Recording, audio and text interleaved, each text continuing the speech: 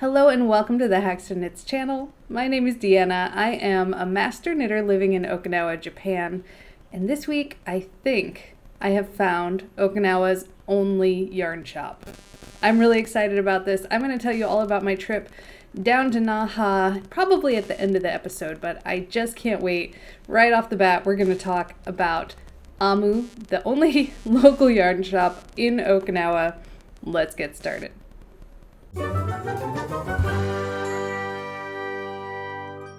Okay, to start things off, I'm just gonna take this off because Okinawa has gotten cooled off for the winter, but it is not staying cool all day, and I was all snuggled in. This is my fusion cowl, if you've never seen it before.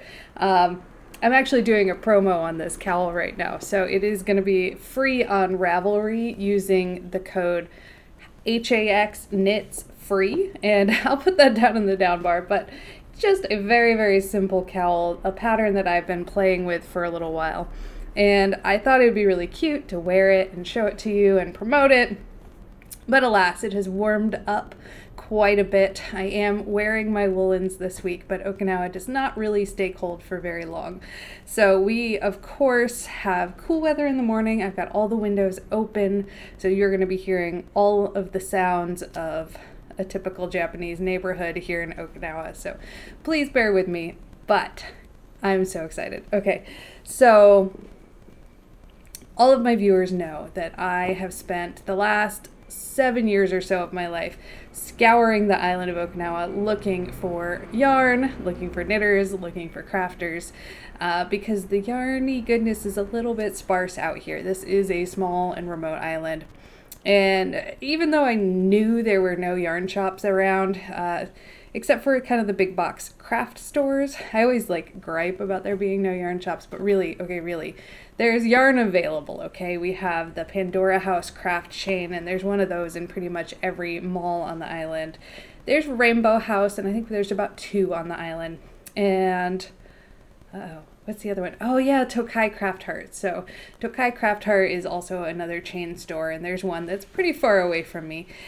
But I was missing that local yarn shop vibe, right? The pull up to the table and knit and look at yarns that are not sort of the big mass produced yarns or whatever. And I've completely given up on this. But my husband and I decided to take a staycation this week and go down and visit Naha. And just in my planning, I happened to type in yarn Naha, and bam, here comes a shop. The shop is called Amu, and it opened up in February, so it's not very, very old, but I did manage to go almost a full year without being aware that this shop existed, which is really, really frustrating because I love yarn shops. So let me take you right now to a bunch of video and pictures. The yarn shop itself is a little tricky to find. The intersection they're at, there was no sign, and their sign is actually like this little sign in the bottom corner in this kind of industrial looking building with a big garage bay door, and inside was just this very lovely small shop. And of course I did some yarn shopping. I knew as soon as I saw that there was a yarn shop that I would buy yarn. It didn't even matter whether I wanted yarn or not. I was gonna buy some. It was just a matter of narrowing down what I was gonna get. So let me show you my new acquisitions because I'm very excited. Okay, first of all, I got 2 cones. So Okinawa has a huge tradition of weaving, so you will find weavers on the island, and so finding cones is kind of cool. This is, oh gosh, the brand Mercier F, and the yarn is Meili. I'm gonna just have to pop some pictures in because I'm not sure which language I'm talking in. I think the company name is in French. I want to pronounce it like the Japanese way, but I don't really know. But who cares? Let me just show you what I bought. So skein number 1, cone number 1. This is 100% pure yak, and it is lovely. It's black. I had to pull my husband aside and ask him, is this navy blue or black? But it's definitely black. I told you I have kind of crappy vision when it comes to color. And this lovely blue, there's something about this particular shade of blue that I absolutely adore. And of course, this is 65% baby wool, 25% yak, and 10% cashmere. And I love cashmere, so whenever you hear about this yarn for the rest of your time, I'll probably just be referring to it as that cashmere yarn that I love. But at the store, they had a sample where they were holding together 2 strands of this. Theirs was like a yellow and a light gray, and knitting them together to make a marled effect, along with a skein of fuzzy silk mohair. So maybe, possibly, that's what's going to come in the future, is a marled, maybe some really soft winter cozy like house slippers or house socks. I don't know exactly what's to come of this particular yarn combo, but this is so my yak and cashmere yarn, and then these, I want to pronounce this Izagar, but I bet that is not the correct pronunciation. This is silk mohair made in Italy. So 75% kid mohair, 25% silk. Beautiful, soft, fluffy skein. I've actually never done any knitting holding a strand of mohair or fluffy along with it. And I feel like it is time. I'm like well overdue for it. So I have this, and I also purchased a bunch of yarn kits that were coming with a similar combo, which you guys will get to see in a few weeks from now. I also bought, but wait, there's more. There's always more, right? This is that same brand, Izagar. This is Alpaca 2. So they have a couple of different alpaca bases. They have Alpaca 1, 2, 3. And the Alpaca 3 I really liked. It's a big, thick, I think it's an Aran weight or a bulky weight chainette. It was super soft. I really wanted to buy that to make a cardigan, but they didn't have enough skeins of the color I wanted to get that job done. So instead, I bought the Izagar Alpaca 2, 50% alpaca, 50% wool. And these are all the same yarn. I've got different labels, so I'm assuming I have kind of an older label and a newer label on one of these. But I couldn't decide on a color, so this is all 3 colors put together. I'm very excited. I think, okay, bear with me, this is going to sound a little bit wild, but there is a technique in knitting. This is a knitting podcast. Of course it's about knitting. Okay, so when I was researching about the Andean knitters, the knitters in the Andes regions of South America, one of the things that I came across was this story about how knitters would do intarsia in the round. And intarsia is typically done flat because you have to have the color go back and forth. If you knit in the round, when you get back to the block of color you're working on, your working yarn will be on the wrong end. And in the Andes, what they will do is estimate how much yarn they're going to need, stretch it across, and work with that float, and then kind of fudge the difference if they over or underestimated. And it's a technique I've always wanted to try. And one of the local coffee shops that I visit often, BB Coffee, it's my favorite, has this pillow. And every time I'm in there, I look at the pillow and I take a picture of the pillow and think, I'm going to try to knit this pillow and I'm going to use this technique.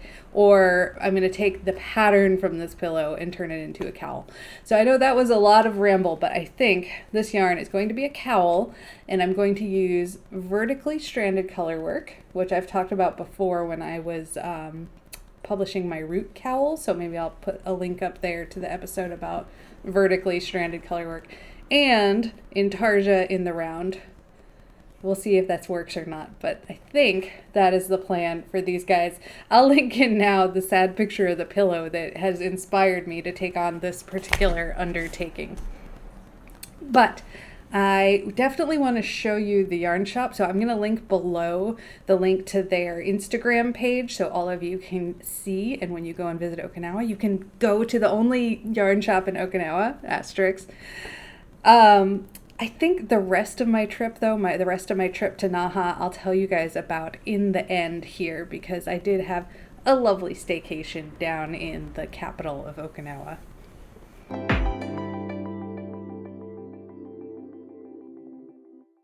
I think let's move on to my whips and my works in progress, and let me tell you about what I'm wearing. So this is not a new finished object, but you don't see it very often on this channel because it is full long sleeve woolen wear.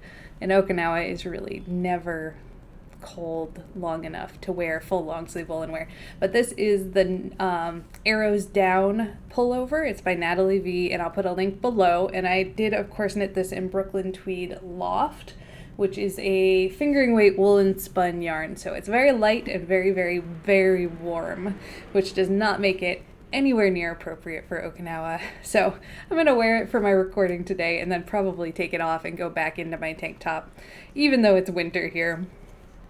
I gripe about this way too much. This is a theme on my channel. Let me show you what I've been working on. So I did indeed do a little bit more Bingata. If you're right now thinking to yourself, what the heck is Bingata? Welcome to the HAXTONKNITS channel.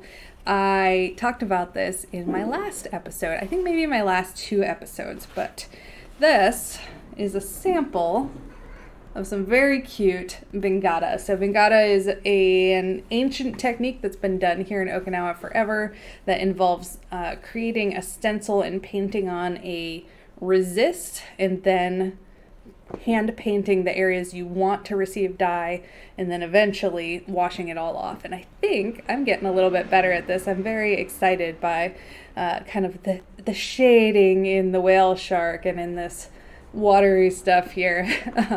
But it's super fun. I will also, I think, link above my video where I talk more about the Okinawa Bingata art form and tradition and history on this island. If you are interested in your own Bingata to decorate your house, this is of course my own first and second attempt here, but the Real True Artist makes some really beautiful stuff which you can buy locally. There's a shop called Gusuku Bingata, which I will also link below, and if you're visiting Okinawa, they do like Bingata experience where you can go there and do arts and crafts and take something like this home. This is actually a wall hanging, so I'm going to put a dowel rod through and hang it like a tapestry. But they do like tote bags and coasters and all sorts of really cute stuff. So worked on that. I've also been doing, these make me smile. I cannot take credit for the idea of these. I saw this on Ravelry, but these are little knitted greeting cards. I've got a couple of coworkers that I will be buying Christmas presents for, and I thought this would be a cute addition to them. So I did knit just little bitty swatches. These are done on size 00 needles and using just little leftover scraps of yarn from some socks I did a while back. And then I just transferred them onto toothpicks and glued little wooden beads on the toothpicks to make them look like knitted swatches, and then just use some glue to make this cute little heart shape. They turned out so cute. I made one for myself, which I have put on my wall. It's now a piece of wall art for myself, and it was just a very easy project. In the Ravelry page over on r/knitting, the original poster of this mentioned that it's an excellent project for those people in your life who are maybe not knit worthy. Which sounds a little controversial, but I think us knitters know that there are some people that just aren't going to appreciate the time and effort and work that goes into knitting and take good care of knitting. So this is a cute way to make a little handmade thing and send it on to the people you love.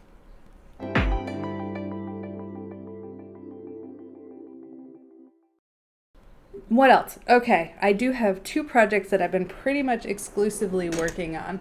The first one you guys saw last week is the Nordiska by Kaitlin Hunter, which is a top-down V-neck pullover with just a little smattering of color work at the bottom.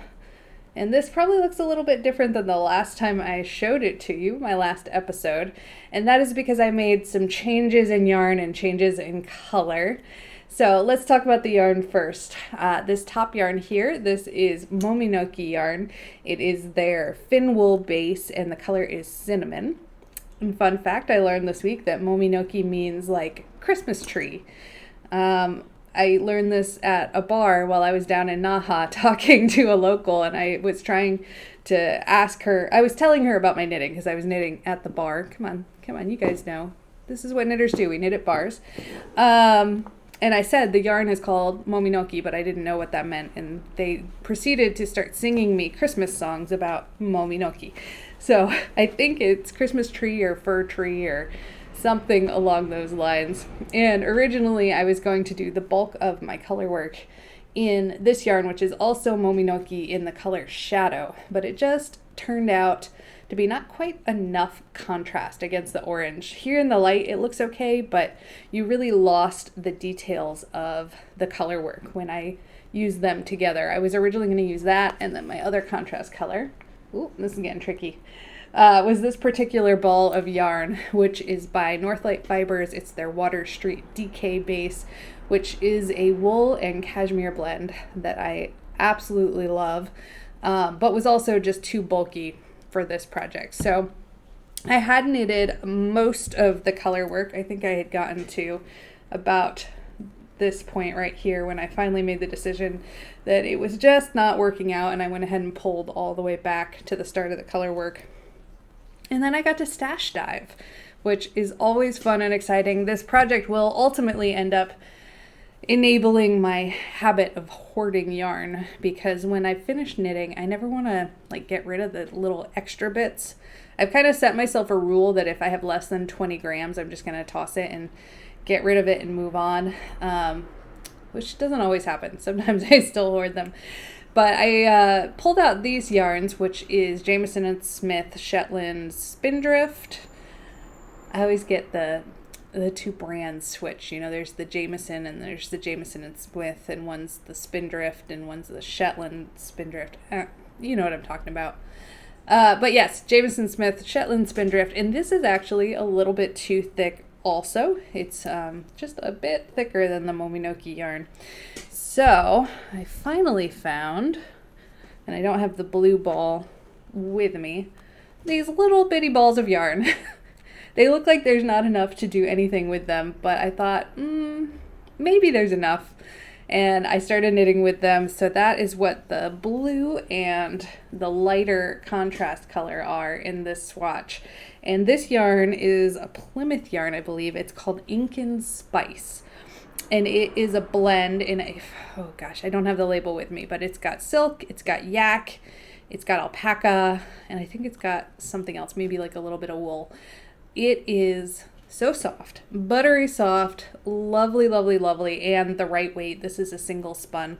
I used this yarn to make 2 hats. So I think I bought a kit to make 1 hat, but I made 2, and then I still had enough leftover yarn to do all the color work on this sweater. And those 2 hats I sent off to my 2 favorite humans in the whole wide world. They know who they are. And I'll put pictures of those hats in now. So it's kind of exciting to just dig into the stash and find something that works. And it just worked so, so well. The colors could not have been a better color choice, I think. I'm getting a little bit of like the Florida Gators vibe here with the orange and blue. But I think the color theory is appropriate here, right? Orange and blue are opposite on the color wheel. So super excited. I haven't made really any modifications with this pattern at all. I'm not 100% sure I'm going to have enough of the contrast yarn to do both of the sleeves in the called for pattern. So the sleeves have just a little bit of color work at the end, kind of like these do. So we'll see. There might be some modifications on the fly there when it's time to start doing the sleeves. But otherwise, this is coming along great. I enjoyed working on it all weekend. And what else do I have? This one makes me laugh. I'm calling this the big swatch, or the giant, maybe the giant swatch. The giant swatch. Because it is a giant black swatch and nothing else. Viewers of my channel will remember that earlier this year there was a little bit of a fiasco involving this particular yarn and the pattern I intended to make with it. So I'm going to link up a picture here of the pattern. It was available on KnitPicks, and it was of this beautiful garter stitch blanket with cables running over top of the garter stitch. And I bought this yarn for it. This is Lion Brand Heartland yarn. It's super duper cheap. Like, I bought it because my husband wanted a non-itchy yarn, so like 100% acrylic, and I just didn't want to spend a lot of money in it. So this is 100% acrylic. I was hoping for a gauge on here. I think it's a worsted weight gauge. And I got all the yarn in finally, went to buy the pattern, and the pattern was gone. It was like gone from Ravelry and Knit Picks as an individual pattern. So I decided I was just going to try to fake it till I make it, you know? I was just going to look at the pattern and try to figure out how to do it. And I did. I kind of like graphed out the cables as best I thought they went and started knitting. But it just wasn't working with this yarn. It was, you couldn't see the stitch definition. This yarn, you probably can't tell. I'm trying to do my lighting a little bit better today, but it is kind of heathered. So it's a black with gray flecks and heathers through, and it was just sort of, the stitch definition was hiding, and you couldn't really appreciate all the work that was going into the cables that I was doing. And so eventually I just put it away, and I thought one day I'll get back to this. And I've been looking at all of those pictures of like just the giant knit blankets, like the roving knit blankets, and thinking about doing one of those, and realizing that I really am just attracted to the plain old regular knit stitch. No fanciness to it at all. And I thought, well, you know what, let's just use this yarn for that. So I am using 3 strands of this yarn. It's the, like I said, Lion Brand Heartland, held together to make basically a bulky weight yarn. And I am using US size 17 needles, I think. I think these are US size 17. I actually don't have a needle gauge that's big enough to tell me what size these are. But when I was a brand new knitter, I think I must have been living in Florida still, I knit a whole bunch of blankets. One year I decided for Christmas everybody was getting a blanket, and all of the blankets were 2 strands of Red Heart Super Saver held together knit on this size needle. You're gonna have to excuse me just a moment. I'm having a kitten interruption. What are you doing, Siri? What are you doing? Did you interrupt? You interrupted? You did? She hates this. I love squishing this cat. Are you done interrupting? Yeah? You want to say hi? Okay, go on. Go. So yes, 3 strands. I did do kind of some quick and dirty math here. So basically, I knit up a swatch.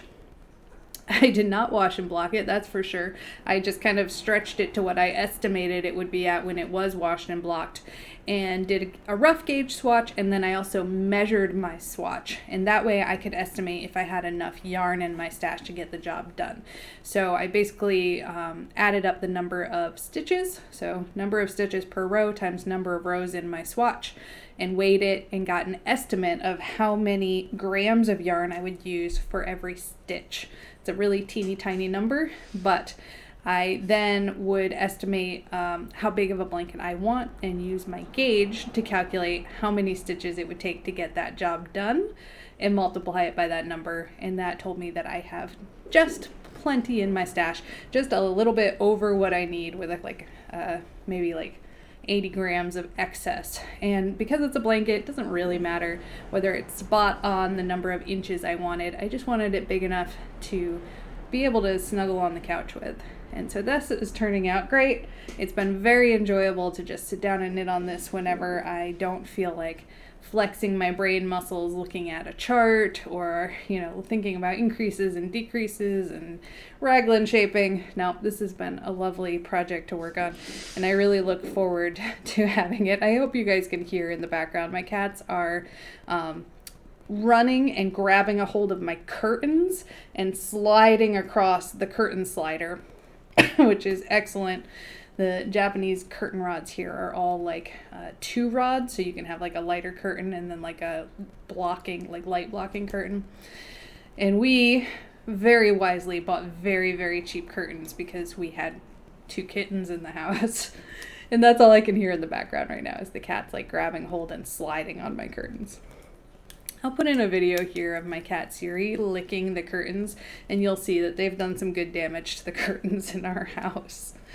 So that is everything that I have for my whips.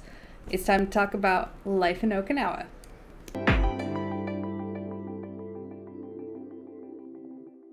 If you were ever thinking about visiting Okinawa, you probably put in like things to do in Okinawa. And number one, like visiting Naha. Naha is the main city of Okinawa. It's like the big city. All the other cities don't really have that big city vibe to them. And you'll probably hear things like visit Kokusai Street or International Street. And truth be told, my husband and I, even though we've lived here for about 7 years total, so off and on for the last 11 years, we've never spent much time down in Naha. It is kind of annoying to drive down there. It's heavy traffic there, and it's kind of far away from our house to start with, and then it's all paid parking. You know how it is in a big city. And then, of course, Okinawa in the summer is so oppressively hot that neither of us ever really wanted to face the traffic and then walk around in the heat. So finally, I decided, you know what, it's time. The weather is great. Let's just go ahead and book a room for the weekend and check out Naha, do all the touristy things that we've always skipped over. And so that's what we did. We booked an Airbnb right on Kokusai Street. Kokusai, if you are not familiar with Okinawa, is just a large strip of street, and it is full of shops and restaurants and bars and izakayas and like just kind of all of the touristy things. But also sort of centered around that street is like the Makishi public market. And so there's like local fish and food and vendors and stuff like that, and then there's also like these huge streets of covered walkways that are full of little shops and restaurants. So that's what we did this past weekend. We stayed in a beautiful Airbnb, and the building it was in was awesome. It was like right on Kokusai with a like kind of patio looking over the street. In the building was a yoga studio, a steakhouse, a bar, a gift shop. Like you could almost just stay in the building and never leave it and have a perfectly good weekend. But of course we wanted to do a little bit more than that. When we do staycations, we typically do what we would normally do. So after work, we drive down, we go and visit a restaurant and try to look for some craft beer, because we are both beerophiles. Is beerophile a word? Both lovers of good craft beer. As you guys who have been with me for a while know that I also make my own beer, although I haven't for a little while because it is illegal here in Japan. So no craft beer making here, but hopefully whenever we move next, there will be more beer making in the works. So yeah, we went and checked out, what did we check out? Ukishima Brewing, which is right at the end of one of the streets that's just kind of full of little izakayas. Izakaya is like restaurant bar together. So it's a drinking place, but they have lots of little foods and they're very good. There's definitely a difference here. You'll feel the difference between a bar, a restaurant, and an izakaya. Izakaya is kind of a merge between the two, whereas the bars typically won't have food, you know, beer, bar snacks, but not like food. And izakayas have really good food. So Ukishima Brewing has a number of things on tap that are locally brewed, which is great, all from their brewing company. We got there very early in the night. We were the only ones there. And this is not by accident. My husband and I are both pretty introverted people in our life and tend to get overwhelmed by large crowds and things like that. And so it's often we try to go places early to get away from the crowds. So we visited there and had some excellent food. Ukishima Brewing is like just really chill and relaxed. It's like family style seating. So there's just like 3 large tables and people can all join together and hang out and eat and drink. We also went to, you can tell when I was planning this trip, I just was like, craft beer in Naha. So like we ended up at a place called Beer House Baku. And it was a little bit tricky to find. It's just off of Kokusai Street and kind of up on the 3rd floor in one of these towers. Here in Okinawa, you'll see basically, I call them like the club towers. So they're buildings that are multiple stories and they've got little clubs or bars in all of the buildings. And this one had a big selection of craft beers from around the world. So they had on tap a selection of locally made stuff, and then they had kind of like a bottle shop where you could get other things. And oh, good food. They had really good food. I was expecting Baku to be like more of a bar, but we had salted pork with sauerkraut and some like amazing fried chicken with like malt vinegar and just really, really good food. Cute place. It felt very local. It felt like the local dive bar. So those were what we checked out our first night there. And on the next morning, I do what I do every morning, and that's let my husband sleep in because he loves to sleep and I don't. And I went to find the closest open coffee shop where I could sit and knit and drink some really good coffee. And I think this place was called T&C Coffee. It's in a beautiful older building. You can kind of go upstairs and sit in like the older section of the building. They had a local street cat out front that they had sort of adopted and came in and greeted me while I was knitting and let me pet him. Okinawa has a lot of stray cats, and I think a lot of the residents feed them and love them because none of them are very skinny. And later that day, we went and checked out Amu, which I talked to you about before. Beautiful yarn shop. It was not anywhere near Kokusai Street. We did have to get in the car and drive. In fact, the neighborhood was not on my radar. It wasn't like an area of town that I was familiar with or had heard of. I saw some cute little bars and like pool halls and stuff like that, but it didn't feel like the area I would go to look for a yarn shop. So I'm hoping that they get lots of business. I'm gonna link them below here, and maybe some of my local viewers will go check them out and give them all their love and business because we need yarn shops in Okinawa. We need them. It's desperate. So yes, we also spent some time we did a lot of eating and drinking is basically what we did. There is an area called Yataimura, which is a street, and it's just full of little teeny izakayas, basically little restaurants, and you can sit right out on the street. I've got some really cute Instagram-worthy pictures of like all of the lights. The lanterns you see in these pictures, which are hopefully popping up right now, are the Orion beer lanterns, which I feel like are just quintessential to Okinawa izakaya life, nightlife. So basically these are just paper lanterns that they string up with lights by the local beer company, which is Orion. If you're an American, you probably call it Orion. Oh, so cute, so much fun. I had okonomiyaki at the first stop, which is my favorite Japanese dish. So happens to be the Hiroshima style okonomiyaki, which includes noodles and kind of like an omelet consistency batter across the top with strips of pork and okonomiyaki sauce, which is kind of barbecue-y.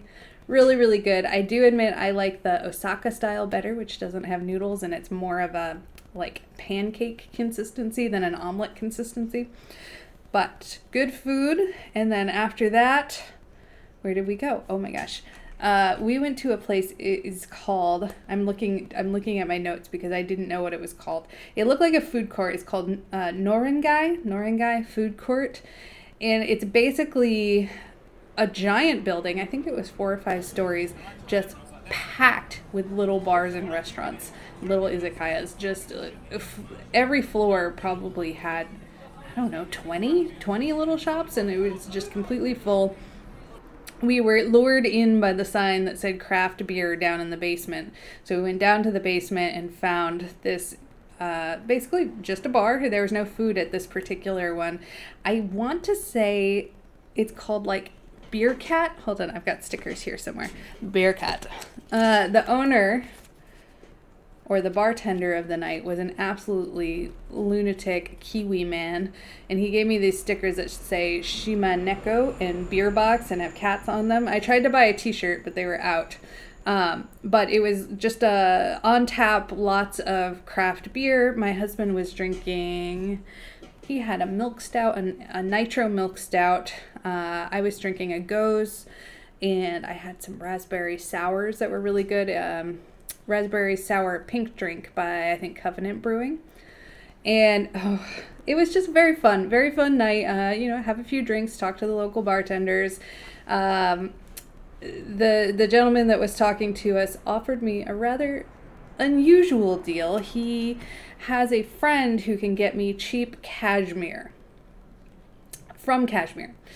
I did not commit to any sort of dealings with him because it did feel a little like illegal or weird.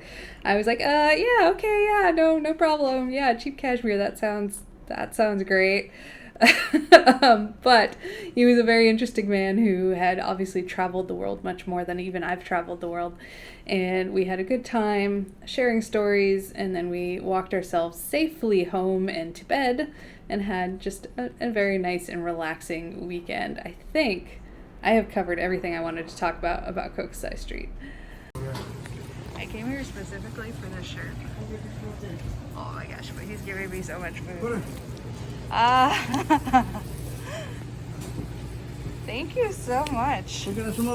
What you got? Fish? Fish? Oh. My present. Oh, thank you. Okay.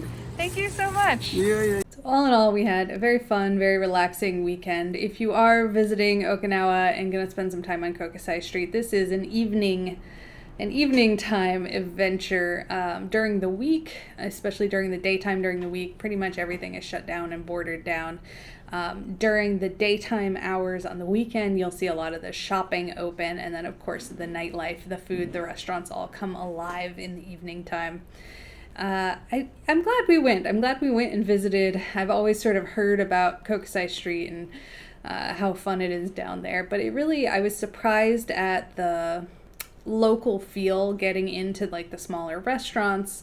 I do know there are some of the bigger like clubs. If you're thinking of like the club environment, they're there, but I'm an old lady at this point. That's not really my scene anymore. Of course, some of the other things, if you do visit Naha, Shuri Castle unfortunately has burned down in the last couple of years. They are doing some work on the area, but it is like the number one thing you see when you look up a tourist guide of what to do in Okinawa is go visit Shuri Castle. But there are some beautiful Chinese gardens, which is exciting because Okinawa we think of as part of Japan, but it has been like a trading nation for all these years, so there's a lot of influence from China and Korea and other island nations around the Ryukyu area. I think that's all I have for you this week. I hope that you enjoyed my little update on the Okinawa staycation in our local yarn shop. And as always, I look forward to seeing you guys next time. Please check me out on Instagram and Ravelry as HAXTONKNITS and subscribe if you've enjoyed this content.